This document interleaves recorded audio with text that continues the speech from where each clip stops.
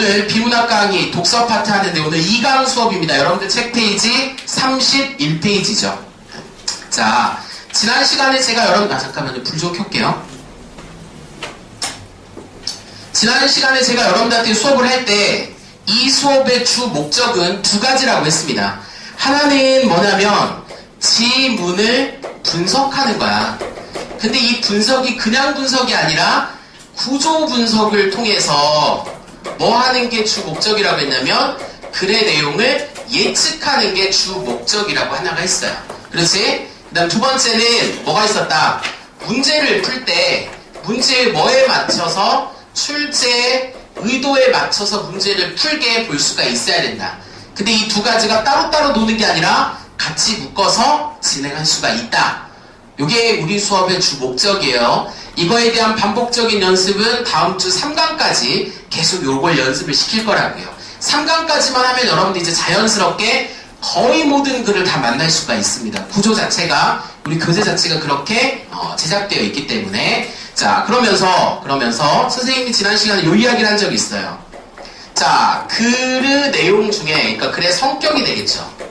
항상 모든 글은 성격을 갖고 있다고 했습니다. 두 가지 형태의 글이 있는데 하나는 정보 전달을 목적으로 하는 글, 여러분들이 알고 있는 걸로 따지면 뭐가 될까요? 설명문이 되겠지, 설명문이. 그렇지?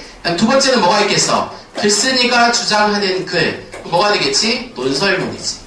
이거에 따라서 글을 읽는 방향과 목적이 달라져야 된다. 이게 항상 전제에 깔려 있어야 된다고요. 여러분들 책 페이지 31페이지에 나와 있는 이 지문이 있는데, 자, 이렇게 생각하면 쉽습니다. 사회나 과학 지문은 주로 뭐 하는 걸 목적으로 하냐면 정보 전달을 목적으로 해요. 그렇기 때문에 이거는 이해가 아니야. 정보를 주는 거란 말이야. 정보를 주는 건 이해할 필요가 있는 게 아니라 어떤 정보가 나와 있는지만 확인하는 거야. 그래서 이 지문은 이해보다는 뭐에 포인트를 두면서 공부를 해야 되냐면 확인의 포인트를 둬야 된다 이 말이라고요. 제 말 무슨 말인지 알겠어? 그래서 이게 되게 중요한 거야. 중요한 거. 대부분 학생들이 과학기술 지문은 제일 어려워합니다. 그 다음에 이과 학생들은 사회지문은 어려워요. 경제지문이나 이런 것들. 그거를 이해하려고 하니까 어려운 거라고. 근데 이해가 아니라 뭐라? 확인하는 과정이라는 거죠. 확인. 그게 글을 읽기 전에 마음이 돼야 된다 이겁니다. 자, 그러면 여러분들 지금 이제 책 페이지 31페이지를 보세요. 31페이지에 보면은 지문이 나와 있는데 한번 보도록 하죠. 자, 과학의 세계에서는 1985년 이전까지만 하더라도 탄소 동소체에 다이아몬드, 흑연, 숯만 있는 줄 알았다. 그런데 자, 스몰리와 컬, 그 다음에 크로톤은 헬륨가스 안에서 흑연에서 레이저 광선을 쏘아주었을 때 생기는 새로운 검은색 분말에 주목했다. 그들은 이 물질을 분석하여 흑연이나 다이아몬드와 전혀 다른 탄소 원소 60개로 이루어진 분자라는 것을 알아냈다라고 볼 수 있는데, 자, 고개 들고 선생님이 여기서 또 글의 유형을 하나 설명을 하도록 하겠습니다. 어떤 글의 유형이냐면, 봐봐. 일반론이라는 게 있습니다. 일반론. 자, 일반론이라는 건 다른 말로 뭐라고 하냐? 일반적 견해라고 할 수가 있어요. 이렇게. 그러니까 누구나 다 알고 있는 내용이 이 일반론이에요. 근데 글을 쓰는 사람은 정보를 준다라는 건 어떠한 정보를 주는 거냐? 남들이 알지 못하는 정보를 주는 거야. 맞지? 그렇기 때문에 일반론은 시험에 안 나와요.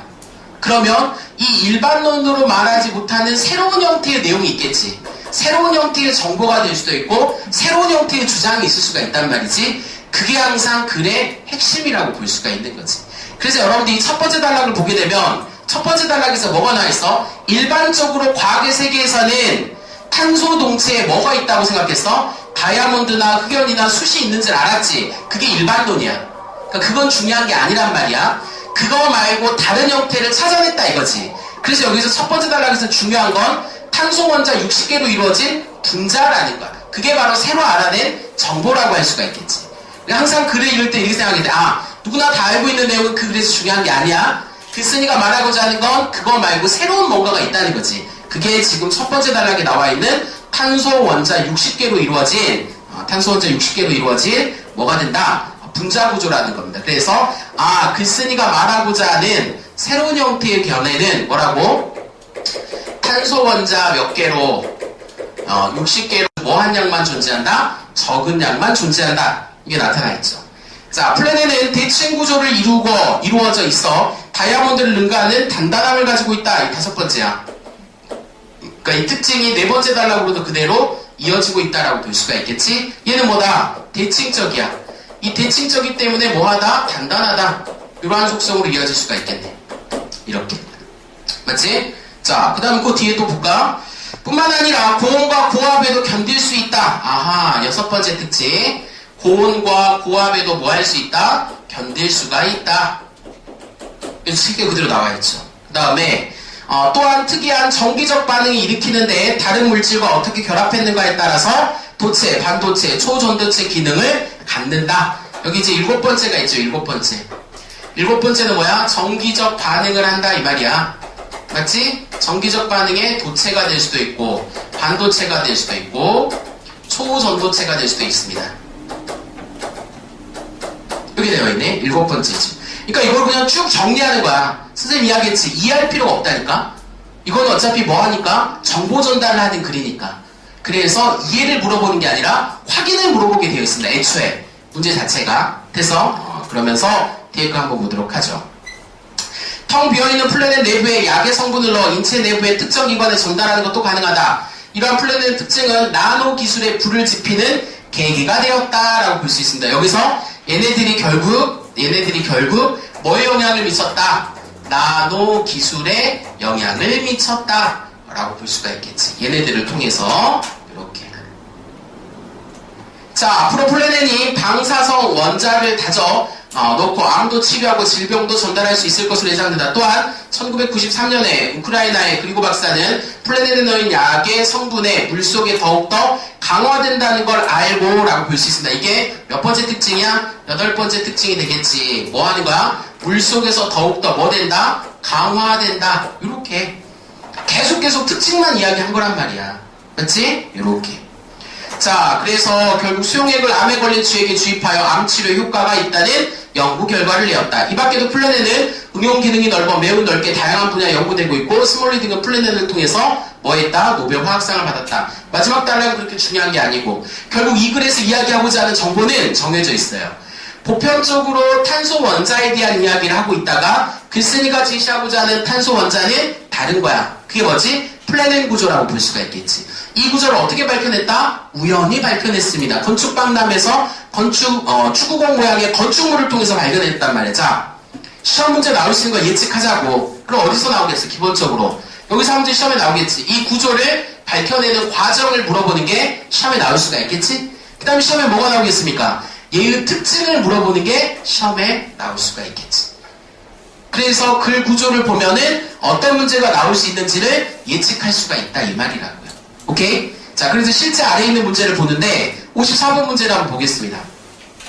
자, 선생님이 이런 문제를 푸는 거는 팁이 있어요. 54번 유형의 문제는 무슨 유형의 문제냐면 사실적 사고의 개념을 물어보는 유형의 문제인데 선생님 지난 시간에 뭐 물어봤냐? 중심 내용을 물어보거나 주제를 물어보는 문제라고 할 수 있는데 이때 중요한 거 잘 봐. 자, 여기서는 지금 제목을 물어보는 유형의 문제라고 할 수가 있는데 제목에는 2가지가 있죠. 표제가 있고 뭐가 있습니까? 부제가 있습니다. 문제를 풀 때는 뭘 먼저 봐야 돼? 부제를 먼저 봐야 돼. 그리고 난 다음에 표제를 보면은 답 찾기가 훨씬 더 쉬워요. 근데 대부분 애들이 풀 때 반대로 푼다고. 앞에 걸 보고 뒤에 걸 본다고. 뒤에 거부터 봐야 돼. 왜? 뒤에 게 본문 내용의 핵심을 이야기한 거라고 볼 수가 있으니까. 그래서 54번 문제를 풀 때도 앞에 걸보다는 뒤에 걸 먼저 봐야 돼. 발견되었지만 뒤늦게 인정받아. 플래넷의 다양한 구조가 밝혀져. 플래넷의 발견자들 노벨상 화학상을 받아. 플래넷의 진정한 발견자는 스몰리. 플래넷의 발견으로 나노 세상이 열려. 라고 본다고 했을 때 거기에서 부제만 놓고 본다면 가장 가까운 게 뭐가 되겠어? 플래넷을 통해서 뭐 했다라고 볼 수 있어? 나노에 영향을 미쳤다 라고 볼 수가 있으니까 답이 몇 번이 되겠어? 5번이 되는 구조라고 할 수가 있는 겁니다. 알겠어요? 요렇게 여러분들 문제를 풀고 뒤에 있는 문제도 한번 봅시다. 자, 55번은 역시나 뭐 물어보는 거야? 플래넷이 갖고 있는 특징을 물어보는 거지. 특징은 어디 정리가 되어 있어? 여기 정리되어 있다고 볼 수 있지. 산화가 잘 된다. 본문에 나와 있어 안 나와 있어? 없지. 지워. 물에 잘 녹는다. 물에 뭐 한다고 했어요? 강화된다고 나와 있지? 지워. 구조가 단단하다. 구조가 단단하다 몇 번에 나와 있습니까? 여기 있네. 5번에 보면 대칭이라서 구조가 단단하다 나와있지. 고열에 잘 견딘다 6번째 특징에 들어가 있습니다. 대칭 구조를 이룬다 5번째 특징에 들어가 있죠. 자연계에 다량으로 존재한다. 얘는 주로 뭘로 존재한다? 인공적으로 존재한다. 고로 답이 될 수 있는 건 니은, 디귿, 리을이 되겠지. 그래서 답이 몇 번이 되겠어요? 하게 되면은 니은하고 니은 아니고 디귿, 리을, 리음이 되겠지. 그러면 답이 5번이 된다라고 할 수가 있는 겁니다. 이해되지? 그 다음에 56번은 뭐 물어보는 거냐면 얘를 물어보는 거라고 할 수 있어. 이 구조를 물어보는 것들. 근데 조금 더 어려운 질문이 몇 번이냐면 57번이에요. 57번 한번 봅시다. 보기가 나왔을 때는 보기 문제는 본문과의 연결고리를 찾는 게 중요하다고 했죠. 자, 그럼 보기를 보면 이렇게 나와 있어요. 1991년 미국의 일본의 이즈마 박사는 서로 다른 물질을 합성하던 중 흑연 전국에 불이 붙어있는 미지의 검은 물질을 발견했다. 이 물질이 바로 나노 기술의 핵심으로 부각되는 탄소 나노 튜브이다. 탄소 나노 튜브는 지름이 몇 나노미터밖에 안 되는 매우 미세한 대롱 형태의 튜브 구조이다. 그리고 그림과 같이 하나의 탄소 원자가 세 개의 다른 탄소 원자가 결합되는 것으로 전체적으로 탄소 원자가 육각형 벌집 무늬를 이루고 있다. 육각형 모양을 가진 그물을 원통으로 둥글게 말면 나노 튜브가 된다. 이때 그물에 어떤 각도로 마느냐 또는 튜브 지름이 어느 정도 되느냐에 따라 밑줄 정기적 도체가 되기도 하고 반도체가 되기도 한다. 결국 여기야. 공통적인 연결고리가 이 부분이란 말이야. 맞지? 걔도 그래서 뭐 할 수 있다는가? 나노 기술에 영향을 미쳤다라고 볼 수가 있겠지? 이 두 가지가 지금 연결고리의 공통점이야. 그러면 이 문제는 공통점을 물어보거나 차이점을 물어보는 거라고 볼 수가 있겠지. 그래서 답을 찾으면 A, B에 대한 설명으로 적절하지 않은 것은 이렇게 보면은 D에 선택했을 때 민수야 몇 번이야? 뒤에 있는 건 봐봐. A, B는 신소재로 주목받고 있다. 탄소 동속체이다. 원자 결합 구조는 다르다. 발견은 건축물에서 영감을 얻었다. 조건에 따라 도체가 되거나 반도체가 된다. 몇 번이야? 뒤에 나와 있는 문제를 푸른다고 했을 때 57번은 민규 몇 번 했어? 4번이 되겠지. 그게 차이점이야.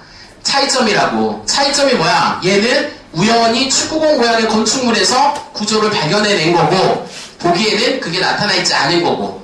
그러니까 이거는 두 개의 뭘 물어본 거야? 차이점을 물어본 거다라고 할 수가 있겠지. 이해돼? 이런 식으로 여러분들이 이제 문제를 푸는 게 중요한 거라고 볼 수가 있다는 거지. 지금 여러분들이 한 글은 어떤 지문이냐면 정보 전달을 목적으로 하는 글을 봤다 이거라고요.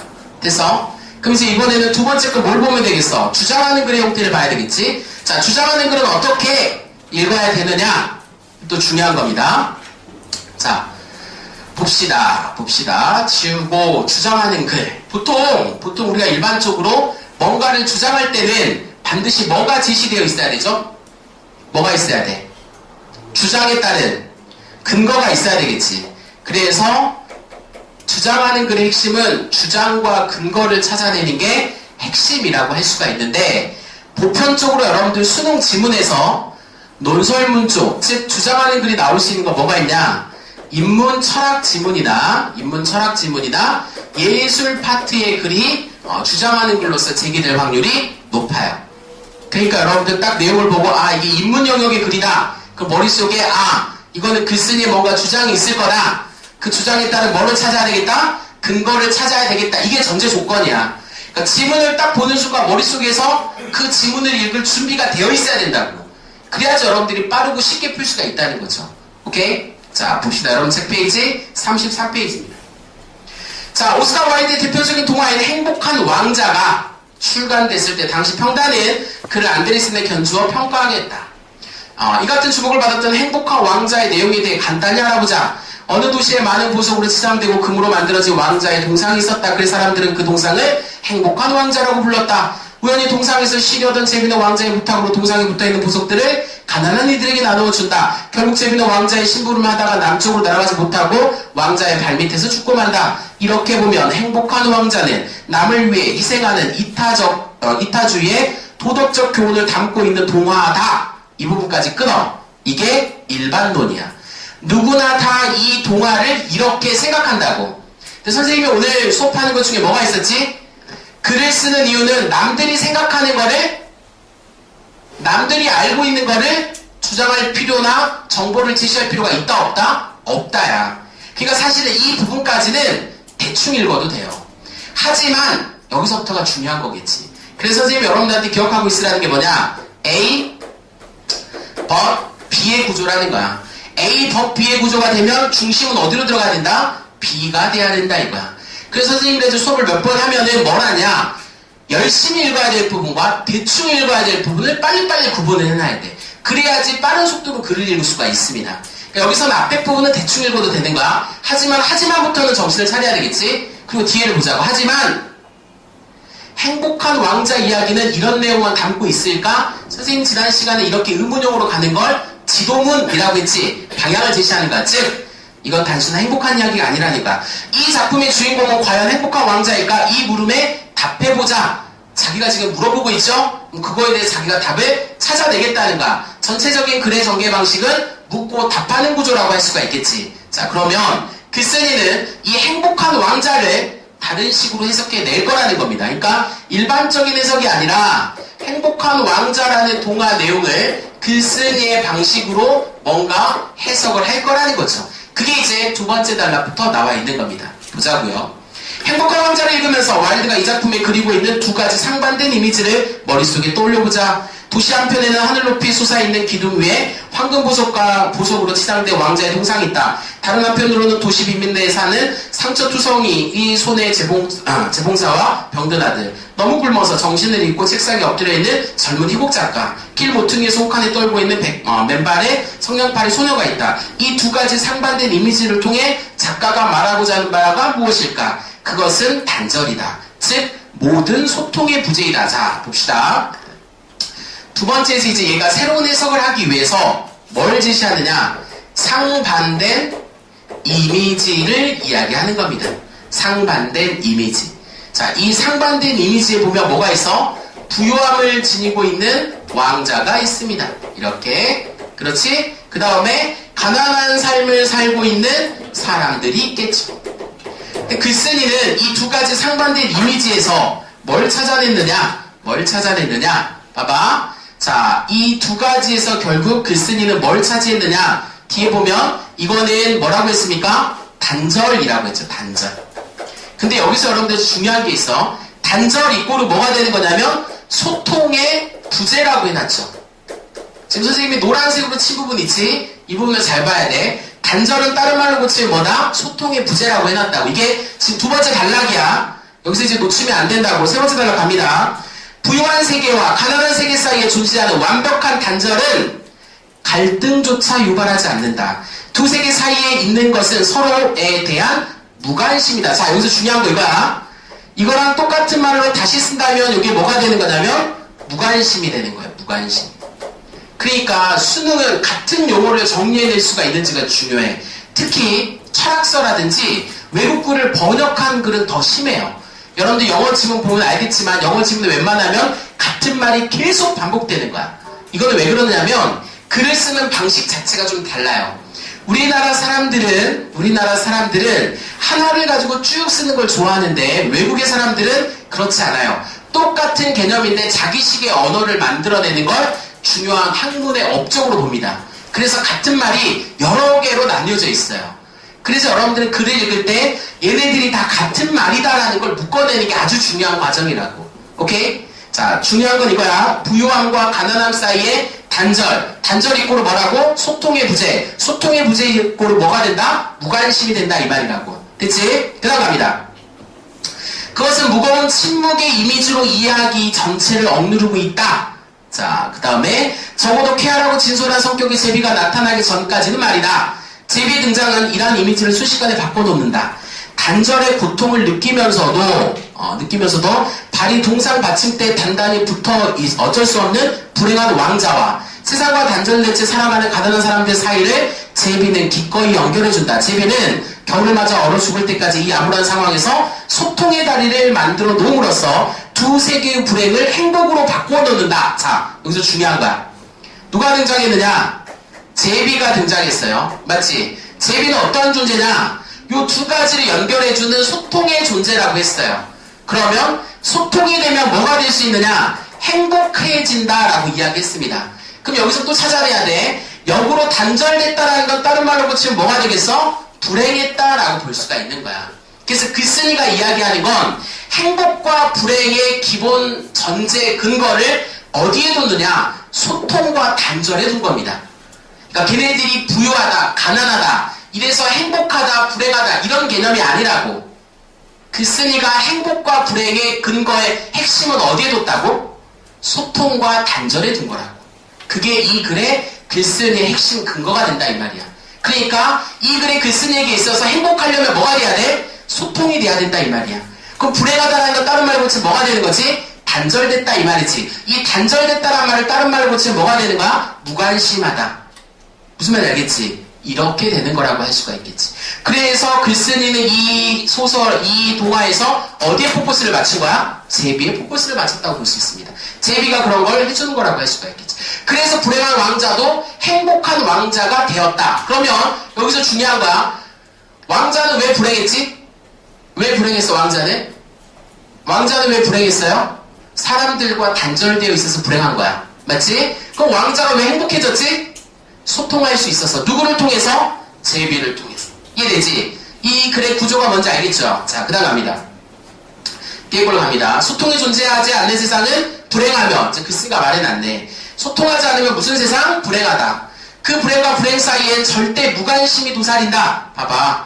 단절에는 뭐가 있어야 된다? 무관심이 있어야 된다. 이렇게 이야기되잖아. 자, 그러면서 뭐라고 이야기했죠? 반대로 소통이 존재하는 세상은 행복하며 그 행복과 행복 사이에는 서로에 대한 관심이 존재한다. 제비희생이 그것을 가능하게 한 것이다. 단절된 두 세계 사이의 소통을 완성해놓고 주고를 만든 제비는 어찌 보면 달관한 철학자와 같다라고 이야기했습니다. 그래서 글쓴이는 행복한 왕자라는 동화를 이해할 때 어디에 포커스를? 제비에 포커스를 뒀는데 왜? 글쓴이의 전제가 뭐였지? 행복과 불행을 바라보는 관점이 소통과 단절이었다라고 볼 수가 있으니까. 예. 그러면서 마지막 이야기합니다. 소통의 철학은 20세기 철학의 중심 과제이기도 했다. 철학의 소통의 문제를 주로 과제 삼는 것은 갈등조차 없이 무관심으로 단절된 현대인들의 삶, 밑줄. 그러면 이 글의 글쓴이는 현대인들의 삶을 행복하다고 봤습니까? 불행하다고 봤습니까? 불행하다고 봤겠지. 왜? 책에 뭐라고 나와있으니까? 무관심하고 단절되어 있기 때문에. 맞지? 그럼 이 소설을 통해서 우리는 행복해질 수 있는 방법을 제시하는 거다 라고 말하는 게 이 글의 글쓴이의 주장이라고 할 수가 있다고. 이해돼? 자, 여기서 우리는 중요한 걸 하나 배웠습니다. 뭐가 있냐? 어떤 걸 주장할 때는 거기에 맞는 뭐가 제시가 돼야 돼? 근거가 제시가 되어야 된다고. 근데 그 글을 볼 때 가장 중요한 건 그 근거를 찾아낼 수 있느냐 없느냐가 관건이 된다고요.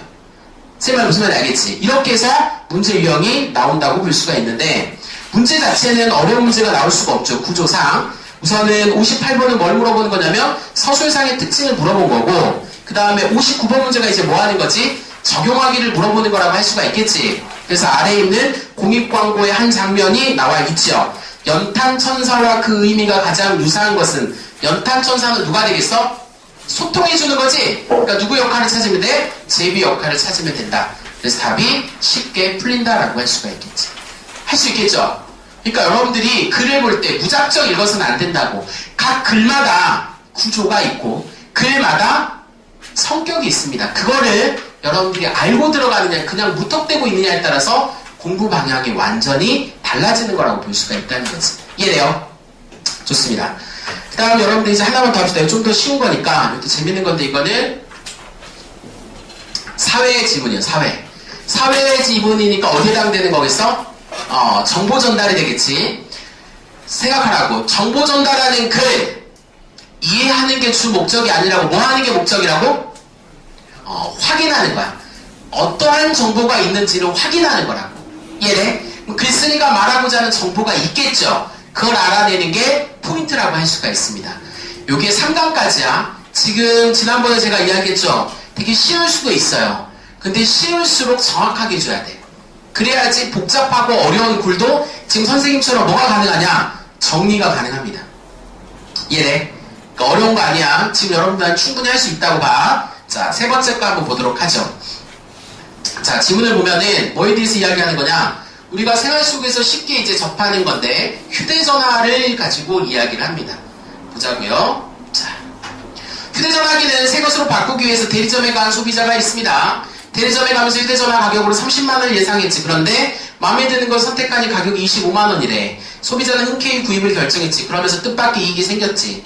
처음 예상했던 휴대전화의 가격과 실제 지불 가격 차이, 즉 5만원의 이익을 얻을 수 있어. 경제학에서는 이걸 뭐라고 한다? 소비자 잉여라고 부른다. 그러면 첫 번째 단락은 뭐에 대해서 이야기하는 거야? 소비자 잉여에 대해서 이야기하는 거지. 소비자 잉여. 소비자 잉여네요. 그러면서 그 뒤에 보면 또 나와 있어. 항상 어떤 정보를 제시할 때는 그거에 대해서 자세하게 풀어 써주는 상술 문장이 들어가게 되어 있어요. 뒤에 나와 있잖아. 뭐라고 나와 있냐? 어떤 상품에 대해 소비자가 최대한 지불해도 좋다고 생각하는 가격이야. 그러니까 이렇게 되겠지. 지불 가격이 있을 거 아니야. 뭐 해도 가능하다고 생각하는 지불 가격이 있다고. 맞지? 이 지불 가격에서 실제로 지불한 가격, 그러니까 실제 지불 가격을 뭐 하면 빼게 되면 그게 뭐다? 소비자 잉여다라고 할 수가 있다고요. 맞지? 여러분들 그럴 때 있잖아. 예를 들어서 이 시장이 되게 좋아. 그래서 시장 비쌀 것 같은데 한 10만원 정도 하려나? 라고 했는데 얼마야? 5만원이야. 그러면 소비자 잉여가 얼마가 발생하겠어? 5만원의 소비자 잉여가 발생한다고 볼 수 있겠지. 이런 개념이라고 볼 수 있다는 거야. 오케이? 자, 그러면서 이제 뒤에 봐봐. 휴대전, 그러니까 그 뒤에 보면은 결국 같은 가격으로 상품을 구입하면 할수록 소비자 잉여는 커질 수밖에 없다. 무슨 말이야? 이 말 자체는 내가 30만원을 생각했는데 휴대전화 가격이 25만원이야. 5만원에 소비자 잉여가 발생했지. 이렇게 여러 개의 물건을 사면 소비자 잉여는 계속해서 뭐 할 수 있다? 발생할 수 있다. 오케이? 자, 그 다음 뒤에 봐. 휴대전화를 구입하고 나니 대리점 직원은 휴대전화의 요금을 바꾸라고 권유했다. 현재 사용하고 있는 휴대전화 서비스보다 기본 요금이 조금 더 비싼 대신 분당 이용료가 싼 요금제를 바꾸는 게 더 이익이라는 설명도 덧붙였다. 소비자는 지금까지 전화기에 전화요금에 기본 요금과 분당 이용료가 나눠져 있는 것을 당연히 생각해왔다. 그런데 곰곰이 생각해보니 이건 정말 특이한 가격 체계였다. 동네 중국집에서는 입장료를 따로 내지도 않고 먹은 짜장면 값을 지불하면 된다. 주유소를 이용할 때도 가입비를 별도로 내는 일 없이 주요한 기름값만 지불하면 된다. 다른 제품이나 서비스는 보통 한 번만 값을 지불하면 되는데 왜 휴대전화 요금은 기본 요금과 분당 요금 이원 체제로 이루어지는 것일까? 자, 여기서 이제 두 번째는 뭘 이야기하는 거냐? 휴대전화 요금으로 이제 이야기가 빠지는 거네. 근데 아까 물음표를 물어봤으니까 지도문이라고 했지? 그럼 그거에 대해서 이제 글의 방향이 나타나겠지. 휴대전화 요금은 어떻게 돈을 두 번 내는 이원 체제를 쓴다 이 말이라고. 왜 이런 일이 발생되느냐? 세 번째 단락에 나와 있겠지. 휴대전화 회사는 기본 요금과 분당 이용료의 이원 체제 전략, 즉 이거를 뭐라고 한다? 이부 가격제라고 하겠지. 이부 가격제. 이게 지금 몇 번째 단락? 세 번째 단락에 나와 있죠. 뭐에 대해서? 이부 가격제에 대해서 이야기한다. 이부 가격제가 뭔지 모르면 뒤를 보라니까. 항상 정보를 전달하는 글은 뒤에 그걸 자세하게 설명해 주는 데가 있다고. 보자고요. 이부 가격제는 소비자가 어떤 상품을 사려고 할 때 우선적으로 권리에 상응하는 가치의 값을 지불하고 뭐라고? 권리에 상응하는 가치의 값을 지불하는 게 첫 번째. 첫 번째. 그 다음에 그 뒤에 보면은 실제 상품을 구입할 때 사용량에 비례하여 값을 지불한다. 뭐야? 사용량에 해당되는 값을 지불하니까. 그러니까 돈을 몇 번 내는 거지? 두 번 내는 거라고 할 수 있지. 이게 이부 가격제라고 볼 수가 있습니다. 자, 실제 상품을 구입할 때 그 상품에 비례하여 지불한 체제를 말한다. 이부 가격제를 적용하면 휴대전화 회사는 소비자의 통화량과 관계없이 기본 이윤을 확보할 수 있다. 자, 이부 가격제를 적용하는 또 다른 예로 또 다른 예 동그라미 치세요. 얘가 나오면 무조건 시험지에 나온다고 했습니다. 그러니까 지금 현재 휴대전화 말고 또 다른 형태의 이부 가격제의 사례가 나와 있는데 그게 여러분 책에 보면 뭐라고 나와 있냐면 놀이공원이 있습니다. 놀이공원도 이부 가격제를 쓴다고 했죠. 이전에는 놀이공원에 갈 때는 저렴한 입장료를 지불했고 놀이기구를 이용할 때마다 표를 구입했다. 그렇기 때문에 놀이기구를 골라서 이용하여 사용료를 절약할 수 있었고 구경하고 사용료를 지불하지 않는 것도 가능했다. 그러나 요즘에 놀이공원은 입장료를 이전보다 엄청나게 비싸게 하고 놀이기구의 사용료를 상대적으로 낮게 했다. 게다가 빅3, 빅5 하나로 묶음표를 만들어 놀이기구 이용자라 하여금 가격의 부담이 적은 것처럼 느끼게 만들었다. 결국 놀이공원의 가격 전략은 사용료를 낮추어 입장료를 높게 만드는 이부 가격제로 굳어진 것이다. 여기에서 놀이공원의 입장료는 삐리리에 해당한다. 그러면 여기에서 입장료는 어디에 해당되는 거냐? 이걸 물어보는 거겠지. 이게 용어를 바꾸는 거야. 그러니까 입장료는 권리가치에 지불하는 값이 되겠지. 그 다음에 놀이기구를 탈 때는 사용량에 해당되는 값이라고 할 수 있습니다. 그리고 입장료를 내고 들어가는 사람들이 놀이기구를 이용할 때마다 내는 요금은 상품의 가격에 해당되는 부분이다. 우리가 모르는 가운데 기업의 이윤 극대화의 모색은 계속되고 있다. 자, 여기서 중요한 단어가 이거야. 글쓴이가 결국 이 정보를 통해서 2부 가격제를 통해서 말하고자 하는 핵심은 기업의 이윤을 추구하는 목적에서 나타났다라고 이야기하는 거야. 이렇게.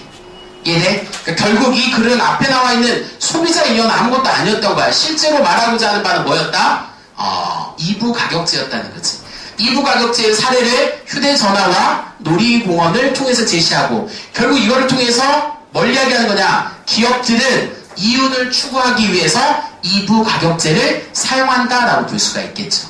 그러면 시험 문제가 나올 수 있는 건 뭐가 있을 수 있겠어? 이 개념을 적용할 수 있는지, 그 다음에 2부 가격제가 갖고 있는 목적이 뭐였는지, 그 다음에 엉뚱하게는 얘도 시험 문제가 나올 수 있는데 주요 부분은 어디에서 시험 문제가 나오겠어요?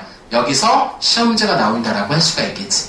그래서 여러분들 뒤에 있는 문제를 풀면은 재밌는 문제가 이제 일종의 몇 가지가 있는데 볼까요? 자, 62번 보세요. 위 글을 읽고 추리한 내용으로 적절한 것은 이렇게 나와있지. 추리라고 해서 추론 문제라고 생각하면 오산이에요. 이 글은, 이 문제의 포인트는 뭐에 있냐? 이 글의 핵심 요지를 물어보는 거라고 볼 수가 있겠지. 1번, 놀이공원의 빅3나 빅5의 묶음표는 이용자를 위한 가격제가 아니었지. 2부 가격제는 이용 극대화를 위한 기업의 채택한 가격제도이다. 이게 이 글의 뭐였지? 주제였지. 그래서 답이 몇 번이 되는 거냐면 2번이 되는 거라고. 2부 가격제의 목적은 뭐다? 기업의 이윤 추구였다. 그러니까 이거는 결국 주제를 물어보는 문제가 된다 이 말이라고요. 그리고 여러분들 이제 63번 같은 게 이게 추론 문제입니다. 사례를 적용하는 거지. 사례를 적용한다는 건 두 가지 가격을 나누어서 돈을 내는 거라고 볼 수가 있겠지. 63번까지 한번 풀고 잠깐 쉽시다. 63번 한번 풀어보세요.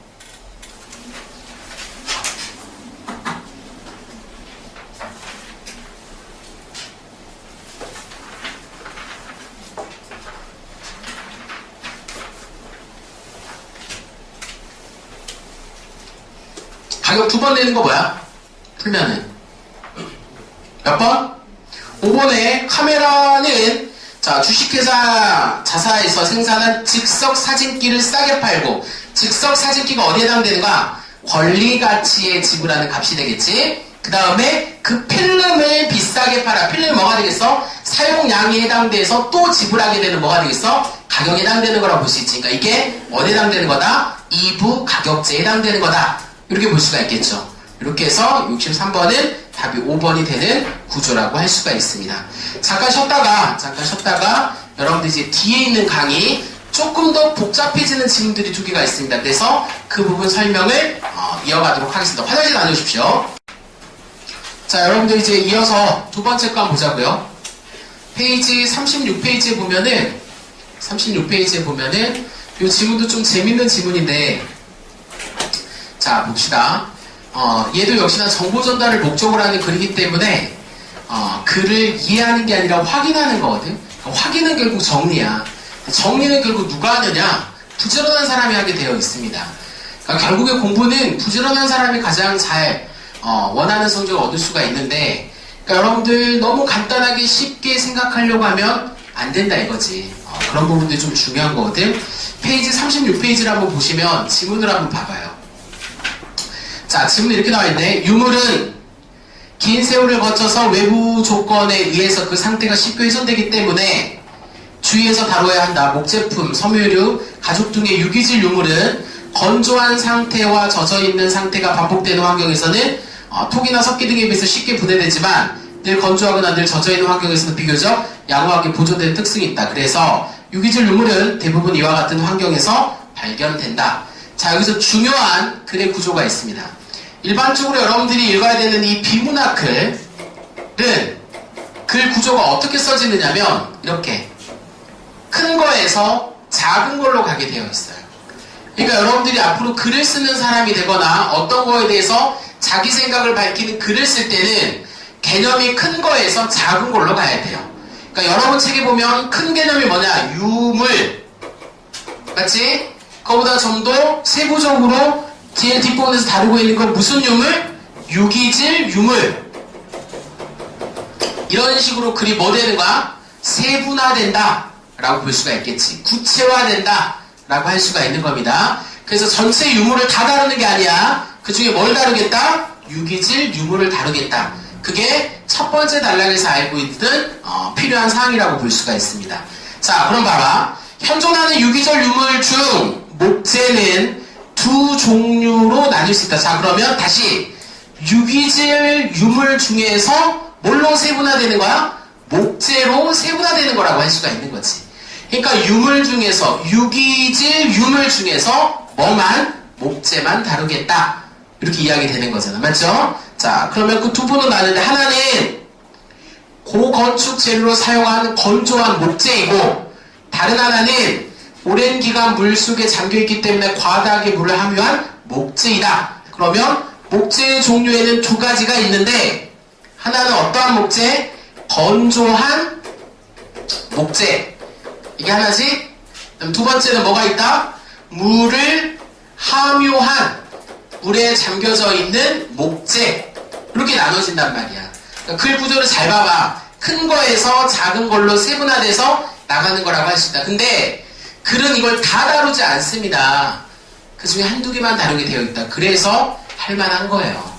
그래서 할만한 거라고. 자, 그 다음 보자. 읽어보면 뒤에 거 보자고. 자, 물이 많이 함유한 목재를 수침출토 목재라 하는데, 그럼 이거야. 얘를 다른 말로 고치면 수침출토 목재. 그럼 느낌 와? 느낌 와? 어떤 느낌이 있어야 돼? 이 글은 뭐에 대해서 주로 다루겠구나, 이거에 대해서 다루겠구나, 글 방향이 이렇게 흘러간다고. 이해되죠? 그럼 여러분들이 주안점을 둬야 되는 부분은 이거야. 유물 중에서, 유기질 유물 중에서 목재인데, 목재 중에서 어떠한 목재? 물을 많이 함유하고 있는 목재. 얘를 다른 말로 뭐라고 한다? 수침출토 목재라고 한다. 이거가 우리 글의 중심 화제가 되겠지. 이해돼? 그렇게 가는 거야. 자, 보자고요. 오랫동안 물 안에 잠겨있는 상태이기 때문에 목재 속에 수지 성분이나 셀룰로스 성분은 대부분 빠져나가 목재의 강도를 잃어버린 상태이다. 자, 뭐가 나와 있습니까? 드디어 정보가 제시되어 있죠. 수침출토 목재가 갖고 있는 특징. 그게 이제 여러분 책에 두 번째 단락의 제일 마지막에 나와 있지. 수지 성분이나 뭐가 셀룰로이스. 얘가 뭐 했다라고 나와 있습니까? 대부분이 빠져나가서 얘네들이 있어 없어? 없지. 그래서 강도가 뭐하다? 약하다. 얘네들의 특징이라고 할 수가 있잖아. 됐죠? 그럼 당연히 시험 문제는 어디가 나오겠어? 특징을 물어보는 게 한 문제가 또 나온다 이거라. 계속 보면서 뭘 해야 돼? 예측해야 돼. 읽으면서 어느 부분이 시험에 나오는지를 예측해야 된다고.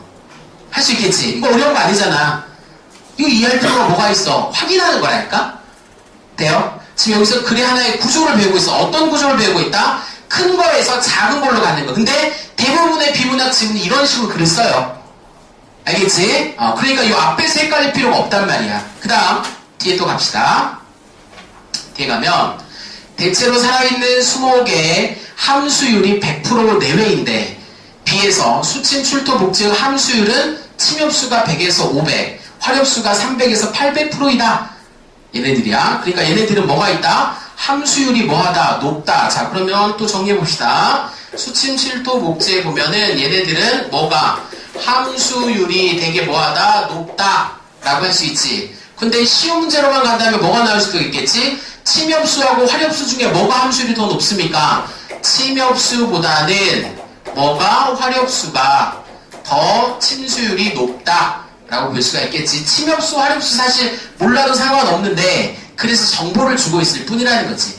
침엽수는 뭐야? 이파리가 침처럼 가는 거지. 소나무라든지 잣나무라든지. 이에 반해서 화렵수는 이파리가 어떻게 된 거야? 넓게 되어 있는 뭐 오동나무라든지 이런 것들이 화렵수에 해당되는 거라고 볼 수 있겠지. 그 다음 갑시다.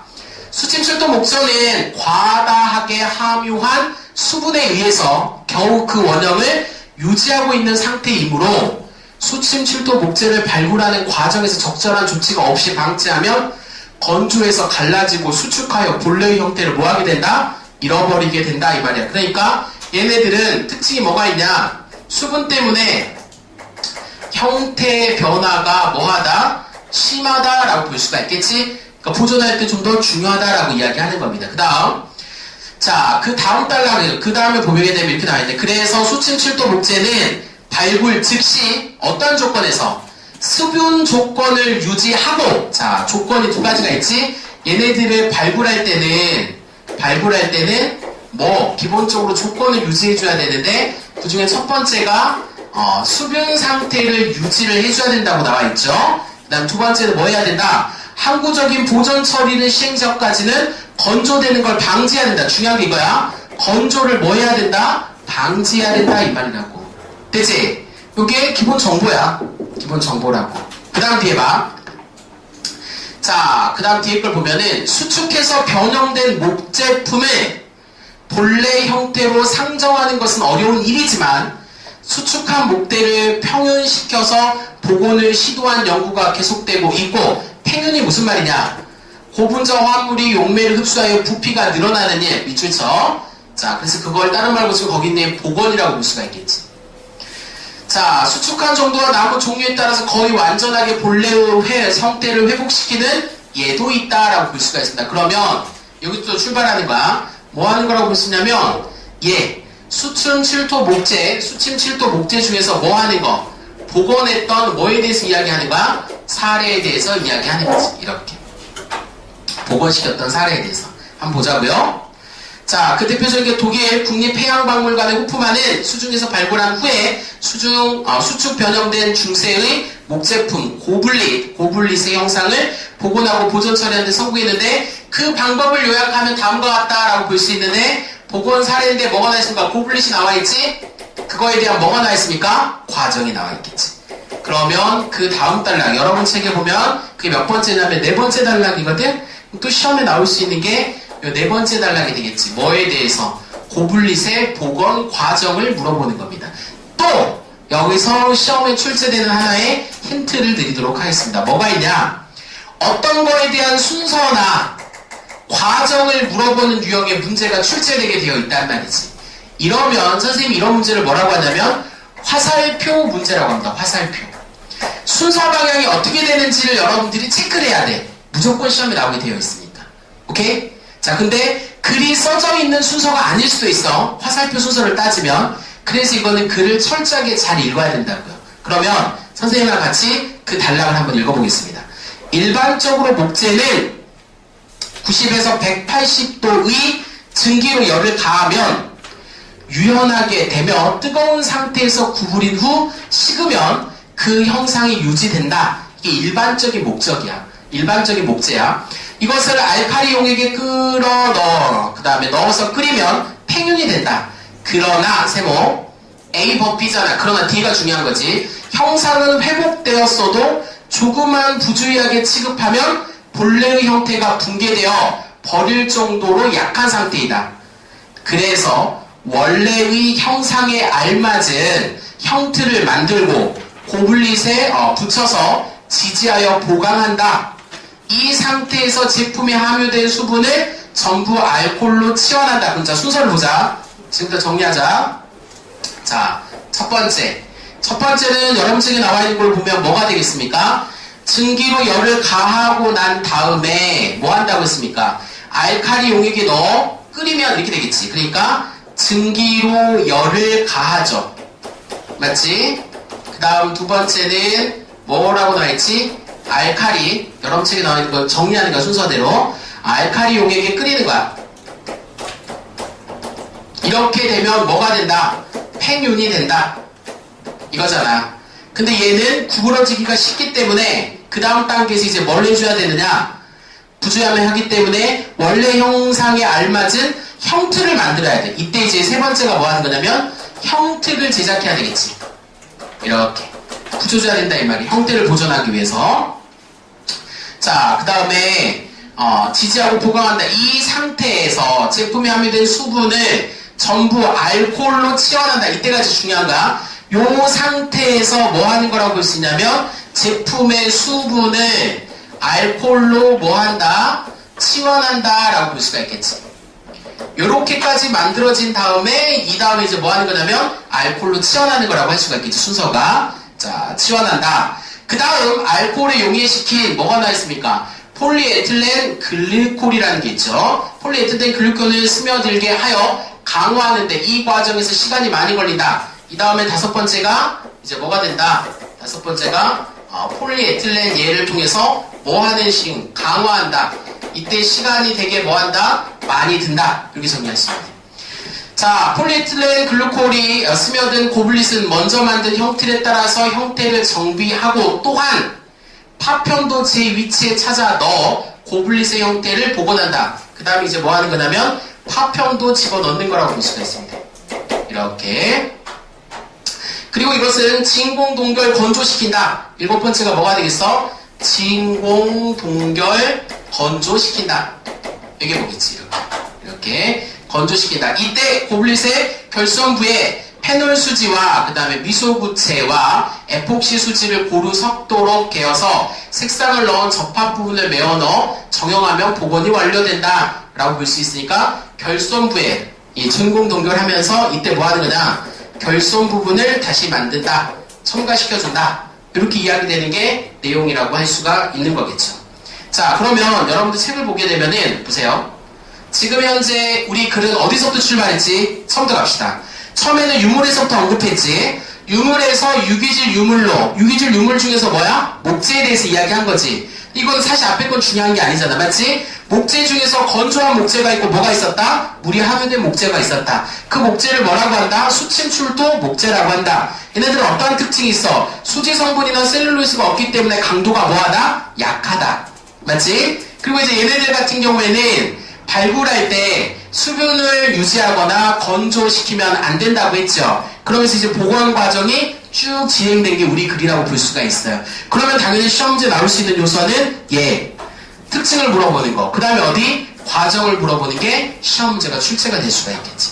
이게 글의 구조를 통해서 예측할 수가 있는 거라고 할 수가 있는데 여러분들 책에서 보면 65번과 66번 있고 그 다음에 67번 문제가 있는데 시험 문제는 65번이에요. 내용 일치를 물어보는 거니까 한번 볼까요? 자, 위글의 내용과 일치하지 않는 건 사실적 사고입니다. 변화가 심한 환경에서 유물을 시켜 훼손된다. 수침출도 목재는 발굴한 뒤 곧바로 수분을 제거하여 건조시켜야 한다. 답이 몇 번이야? 2번이지. 자, 여기서 중요한 거야. 답을 고를 때, 자, 이 글의 내용으로 일치하지 않는 것은 이런 문제가 나오잖아요. 선생님이 여러분들한테 하나의 팁을 주면은 이런 문제의 정답은 핵심적인 화제와 관련된 게 답이 되게 되어 있어요. 그러니까 이 글은 뭐에 대해서 이야기하는가? 수침, 출토, 목재와 관련된 거지. 그거와 관련된 설명이 답이 되게 되어 있다고. 근데 내용을 보게 되면 얘 같은 경우에는 발굴했을 때 수분을 유지하고 건조시키면 된다 안 된다? 안 된다라고 해놨지. 근데 얘는 지금 뭐 해야 된다? 건조시켜야 한다라고 되어 있단 말이야. 그런 정확하게 핵심적인 거에서 답이 나오게 되어 있다고요. 풀 때. 그게 문제를 빠르고 쉽게 푸는 방법이라고 할 수 있습니다. 그래서 정보를 전달하는 글에서는 핵심 화제가 뭔지를 잡아내는 게 아주 중요해요. 뭐에 대해서 이야기하느냐. 이거라는 게 중요한 포인트라고 할 수가 있죠. 66번은 과정을 물어보니까 좀 더 쉽고 67번 한번 볼래요. 67번. 이 문제가 3점짜리 문제인데 이 문제가 3점짜리 문제인데 봅시다. 자, 보기가 나와있지. 보기가 있으면 연결고리가 있어야 될 거지. 자, 이렇게 볼까요? 1975년 전남 신안 앞바다에서 발견된 14세기 무역선인 신안선이 29년 만에 복원되어 일반에게 공개됐다. 신안선이라는 것 자체가 뭐예요? 여기 뭐가 나와있지? 고블릿의 복원 과정이라고 했지? 그러니까 얘도 지금 밴데 뭐가 되겠어? 수침, 출토, 목재에 해당되는 사례라고 볼 수가 있겠지. 걔를 복원하는 과정을 서로 뭐 하는 거지? 비교하는 거라고 볼 수가 있습니다. 그래서 문제를 보는 순간 그거를 짚어낼 수가 있어야 된다. 그래서 어느 파트, 여러분 책에 나와 있는 네 번째 단락과 이 보기에 나와 있는 부분을 서로 비교하면서 글을 읽을 수 있어야지 문제를 맞출 수가 있다고요. 뒤에 거 봅시다. 자, 자, 신안선은 발견 당시 오른쪽으로 15도 가량 기울여서 갯벌에 묻혀 있었는데 침몰된 후 700여 년 동안 물살과 바다 생물의 영향으로 배후 왼쪽 등은 흔적도 없이 사라졌다. 이념된 배 조각은 먼저 민물의 담과 소금기를 빼고 이물질을 제거했다. 이 부분의 밑줄 1. 자, 이어 나무 속에 물기를 빼고 PEG를 투입했다. PEG는 뭐에 해당되는 거지? 예. 폴리에틸. 얘가 되겠지. 얘를 투입했다. 이게 나와있지. 이게 두 번째야. 이 작업은 약품의 농도를 서서히 높여야 하기 때문에 90개월이라는 시간이 길었다. 걸렸다. 봐봐. 공통점이지? 얘가 시간이 되게 오래 걸린다라고 해놨잖아. 얘는 90개월이라는 시간이 걸렸다고. 그 뒤 경화 처리가 끝난 조각들에 맞춰 남은 부분을 복원하고 유실된 부분은 배우 윤곽만으로 프레임을 연장해 복원했다. 예. 결선 부분을 집어넣은 거. 그러니까 현재 보기에 글은 크게 몇 가지냐? 세 가지로 나눌 수가 있겠지. 첫 번째 파트는 어디야? 민물의 담과 소금기를 빼고 이물질을 제거. 이게 1이야. 그 다음에 두 번째는 어디가 나와있지? PEG를 투입했다라는 게 2에 해당되는 거야.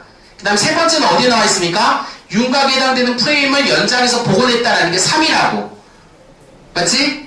그러면 우리 본문에 나와있는 것도 있고 안 나와있는 것도 있단 말이야.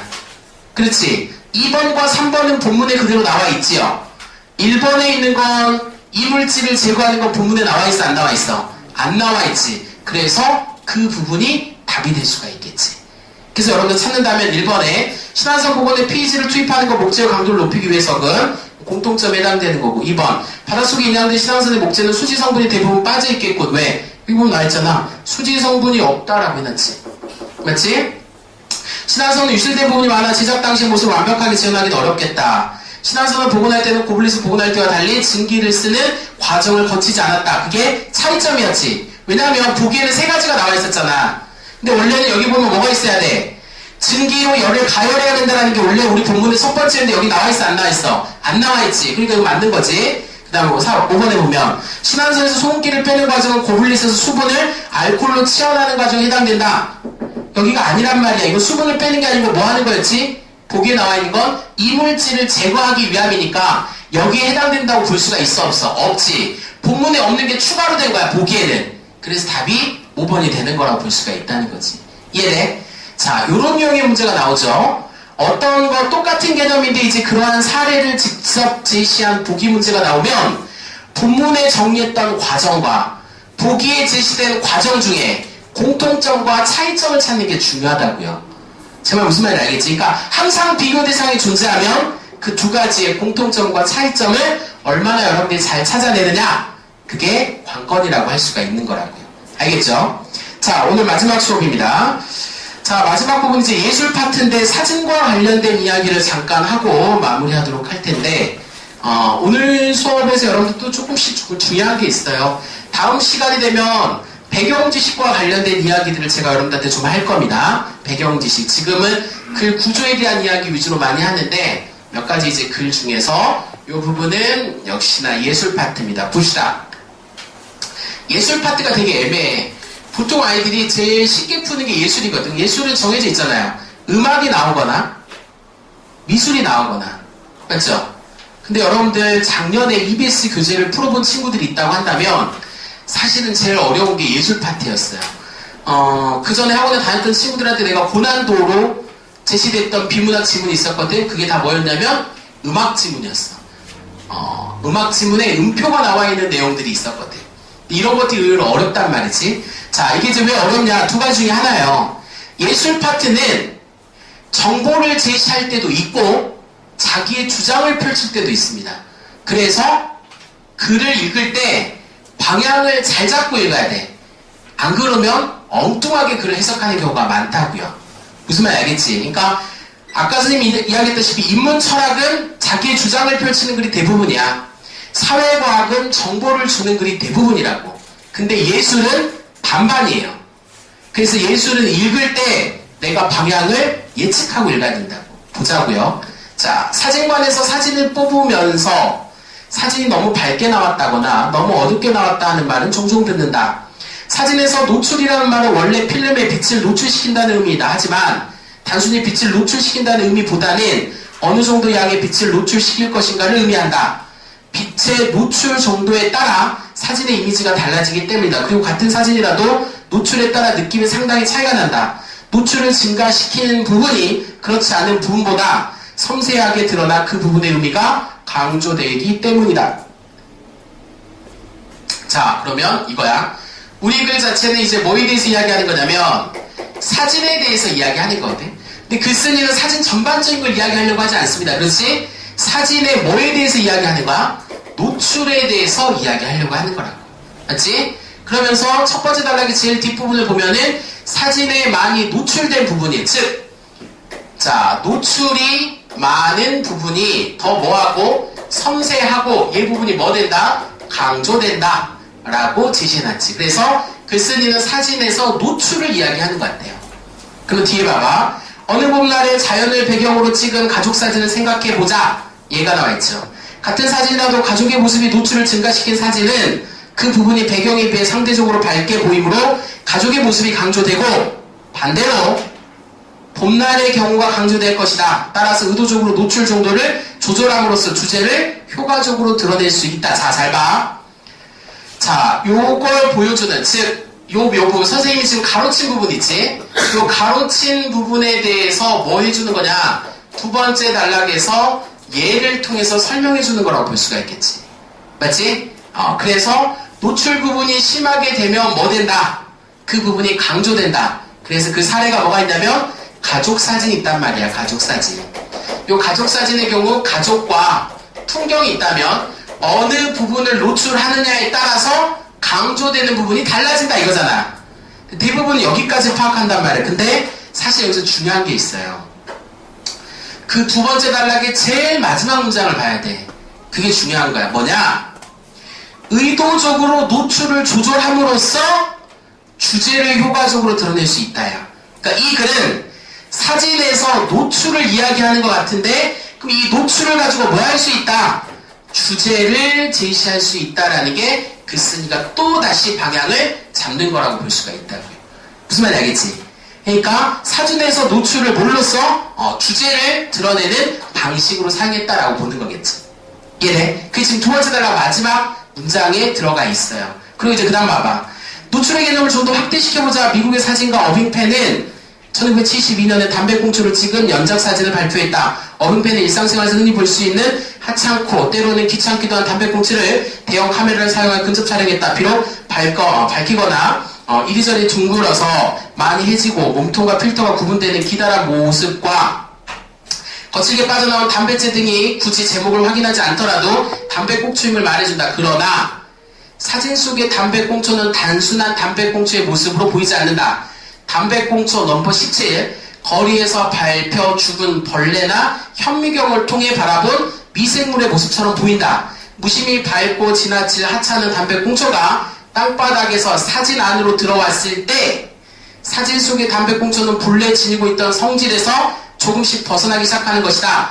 어빙펜은 무심코 지나는 것에 관심을 집중시켜 새로운 발견으로 존재를 노출시켰다. 자, 이 부분이 중요한 거야. 봐봐. 자, 세 번째가 이제 누가 나오냐? 어빙펜이 나옵니다. 맞죠? 이렇게. 얘가 지금 담배꽁초를 갖고 뭘 했습니까? 사진을 찍었죠. 그래서 제목이 담배꽁초 17이란 말이야. 자, 요게 되겠지. 자, 여기서 중요한 게 이거야. 잘 봐. 자, 글쓴이가 전체에 깔아놓은 게 여기 있습니다. 노출을 통해서 주제를 드러낸다 이 말이야. 맞지? 그래서 이 글을 정리하게 되면 이렇게 되는 거잖아. 얘는 의미가 없어. 우리가 일상생활에서 보는 존재란 말이야. 의미 없이. 맞지? 걔가 뭐로 들어오는 순간, 사진으로 들어오는 순간 얘는 뭐가 새로운 뭐를 만들어냈다? 의미를 만들어냈다. 그 새로운 의미가 이꼴로 뭐가 되겠어? 주제가 되겠죠. 그러면 사진으로 들어왔다라는 말을 글쓴이는 어떤 표현으로 써놨지? 노출을 통해서 의미를 만들어냈다. 이렇게 쓴 거야. 되게 간단한 거를 말을 좀 더 어렵게 쓴 거라고 볼 수가 있겠지. 이 지문 자체가. 그러니까 사실은 같은 말이었어. 사진을 통해서 주제를 드러내는데 그게 바로 노출이라는 단어를 쓴 거야. 여기서는. 그러한 사례로서 어빙펜의 사례를 들었다고 볼 수 있겠지. 그러니까 얘는 우리가 일상생활에서 흔히 보는 별 의미 없는 담배꽁초를 사진으로 찍었단 말이야. 그 말을 다른 말로 고치면 노출을 통해서, 왜? 아까 이야기했잖아. 노출을 통해서 뭐 할 수 있다고 했어? 의미를 강조해낼 수가 있다고 했잖아. 그래서 새로운 의미를 뭐 했다? 만들어냈다. 이게 글쓴이의 생각이라고. 그래서 그 뒤에 이렇게 나와 있어요. 노출을 통해, 결론이야, 새로운 이미지를 발견하고 있는 사진들은 상징화된 무엇을 표현하는 것이어서 어떤 것과 닮아 있거나 아니면 무엇인가를 연상하게 된다. 거기서 말하는 무엇, 어떤 것, 이런 것들이 바로 뭐가 되겠어? 주제가 되겠지. 의도가 된다라고 할 수가 있겠지. 뭐를 통해서? 노출을 통해서. 그럼 여기서 말하는 노출은 다른 단어로 바꾸면 뭐가 되겠어? 사진이라는 말로 바꿀 수가 있겠지. 사진을 통해서 새로운 이미지를 발견하고 있는 사진들은 상징화된 무엇, 즉 새로운 의미가 있다 이거죠. 그러므로 사진을 감상하면서 사진작가가 진정으로 말하자 하는 요점, 다른 말로 치면 뭐가 되겠어? 나타내고자 하는 주제를 찾아내는 게 뭐하다? 중요하다 라고 이야기하는 거라고 할 수가 있겠지. 이거는 글쓴이가 자기 주장을 펼치는 거겠지. 일종의 뭐냐, 사진에 있어서 노출이 왜 중요한 건지에 대해서, 결국 사진에 있어서 노출이라 하는 그 작가의 의도를 드러내는 방식이라고 할 수가 있겠지. 이게 이 글의 포인트라고 할 수가 있는 겁니다. 이해돼요? 이런 것들. 그러니까 사진을 바라보는 관점이 여러 가지가 있어요. 나중에 이제 제가 서양의 미술사가 어떻게 쭉 바뀌었는지에 대해서 이론 수업을 할 때가 있어요. 근데 일종의 이런 거거든. 뭐가 있냐면 사진이 되게 애매해지는 겁니다. 어떤 이유 때문에 그러냐. 원래 그림의 주 목적은 뭐였지? 사실의 재현이었어요. 사실의 재현이었다고. 사실의 재현이 그림의 주 목적이었단 말이야. 근데 이제 문제가 뭐냐면 과학기술의 발달로 인해서 사진기가 사람보다 더 정확하게 사실을 재현해낸다 이 말이야. 맞지? 그러니까 이제 그림을 그리는 화가들이 할 게 없어지는 거야. 할 게 없어진다고. 왜 그렇지? 내가 똑같이 그려봤자 사진기가 더 정확하게 그려내기 때문에 화가들이 할 게 없어져요. 그래서 화가들이 방법을 찾습니다. 뭐? 사진으로 찍을 수 없는 부분을 그림으로 그리는 거지. 그런 게 이제 나중에 입체파라든지 이런 게 되는 거야. 이 입체파는 어떻게 되는 거냐면 하나의 장면 안에 다양한 각도를 넣는 거야. 근데 사진으로는 그게 불가능하지. 왜? 평면으로만 재현이 가능하기 때문에. 입체파는 그래서 앞모습, 뒷모습, 옆모습을 한꺼번에 한 화면에 집어넣는 거야. 상상을 통해서. 이해돼? 그러니까 다시 회화의 상상력과 영향력이 커지는 거야. 그러다 보니 이제 사진 작가들이 또 뭘 느껴? 위기를 느끼는 거야. 왜?